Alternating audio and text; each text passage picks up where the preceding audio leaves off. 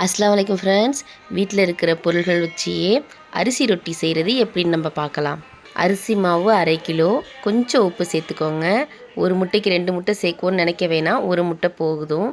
தேங்காய் துருவல் 1/2 கப், நெய் 2 டேபிள் ஸ்பூன், அப்படி இல்லை 1 டேபிள் ஸ்பூன் கூட போட்டுக்கலாம். நெய் 2 டேபிள் ஸ்பூன் போட்டிங்கன்னா கொஞ்சம் வாசமாக இருக்கும், அதனால்.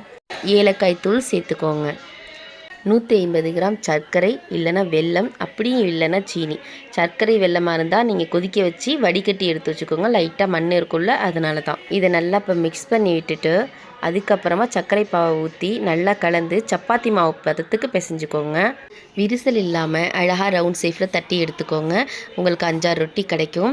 லாஸ்ட்டாக நெய் போட்டு இல்லைன்னா எண்ணெய் விட்டு தோசைக்கல்லை பிரட்டி ஸ்லோலே வச்சு செய்யுங்க. பார்க்க இப்படி இருக்குன்னு நினைக்க வேணாம், இதோட டேஸ்ட்டு சூப்பராக இருக்கும். இப்படி தான் இருக்கும். இந்த வீடியோ பிடிச்சிருந்துச்சுன்னா லைக் பண்ணுங்கள், ஷேர் பண்ணுங்கள், சப்ஸ்கிரைப் பண்ணுங்கள். தேங்க்யூ.